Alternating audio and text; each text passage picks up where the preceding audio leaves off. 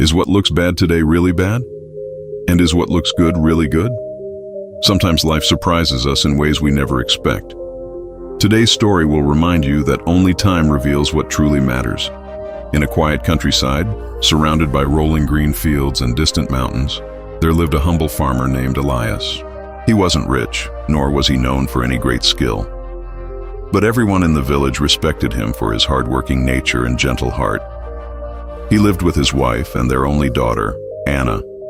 Their home was small, their land was modest, and their meals were simple. Yet every evening, Elias would sit outside his wooden porch, look at the golden sunset, and say, "We may not have much, but we have enough. For that, I am grateful." Behind their farm stood an old stone well. For years it had been their lifeline, the only source of water for drinking, cooking, and farming. Elias often said, "This well is like family to us. Without it, we could not survive." But as time passed, the well grew weaker. The water level sank lower each summer. And then, one particularly dry season, the well stopped giving water altogether. The villagers shook their heads in pity. "Poor Elias," they whispered. "How unlucky. Without water, how will his crops grow? How will his family live?" Anna, who was just a teenager, grew anxious. "Father, this is terrible. We'll have to carry water from far away. Our lives will be harder than ever." But Elias simply smiled, wiped the sweat from his brow, and said softly, "Maybe it's bad, maybe it's not. Time will tell." The silver coins. A month later, Elias decided to clear the dry well. Perhaps, he thought, if he dug deeper, water might return. Day after day, he lowered himself into the well with his tools, scraping mud and lifting stones. One afternoon, as his spade struck the hard earth, he heard a clink. Curious, he dug around the spot and, to his astonishment, uncovered an old wooden chest, heavy and damp with age. Inside lay silver coins, shining faintly even in the dim light.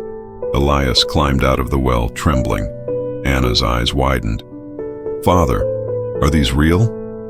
Word spread quickly. Soon villagers gathered around. "Elias is so lucky," they exclaimed. "From poor to rich overnight." But Elias did not dance or boast.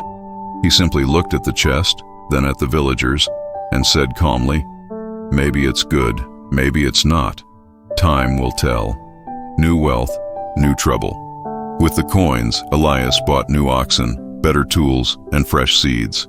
For the first time, his farm flourished. His fields stretched greener than ever. His family ate well, and Anna wore a smile more often. But fate has its own ways. One afternoon, while plowing the fields with the new oxen, something startled the animals. They bolted wildly. In the chaos, Anna, who had been carrying a basket nearby, was knocked over. One ox's horn cut deep into her arm. She screamed in pain. The villagers came running. "What a tragedy," they cried. "This wealth brought him nothing but misfortune. His daughter is hurt for life." Anna wept, holding her bandaged arm. "Father, this time it is surely bad. How can you stay calm?" Elias sat beside her, gently holding her good hand. His voice was steady, though his eyes were sad. "Maybe it's bad, maybe it's not. Time will tell." Weeks later, Anna was still healing. Her arm was weak and scarred. She could no longer do heavy chores, which made her feel useless. But then, one morning, the sound of hooves thundered into the village. Soldiers, wearing armor and carrying spears, arrived with grim faces. A war had broken out in the kingdom, and they were taking every able-bodied young person to fight. Parents cried as their sons and daughters were chosen. Elias's neighbors begged, but the soldiers would not listen. Every youth had to go. When they came to Elias's home, they looked at Anna. One soldier examined her arm, twisted slightly and weak. He shook his head. "She is unfit, leave her." And just like that, they rode away. That night, as the cries of grieving parents echoed through the village, Anna sat beside her father. Tears filled her eyes, but this time they were not of sadness. She whispered, "Father, I finally understand. My injury, the thing I thought ruined me, it saved my life." Elias looked at her, his eyes gentle but wise. "You see, Anna, Life is not always what it seems. What looks like a curse today may turn into a blessing tomorrow, and what looks like fortune may bring pain. That is why we do not rush to judge. Time always tells the truth. Life is a river of surprises. Sometimes it flows gently, sometimes it crashes like a storm. But in the end, the river knows its path. Elias was right. Good or bad cannot be judged in the moment. Only patience, gratitude, and time reveal the true meaning of events. So the next time life throws you something unexpected, don't panic and don't celebrate too quickly either.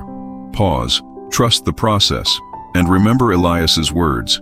Maybe it's good, maybe it's not. Time will tell. So when life surprises you, don't rush to call it good or bad. Trust the journey, be patient, and believe that what's meant for you will always come at the right time. If this story touched your heart, share it with someone who needs hope today.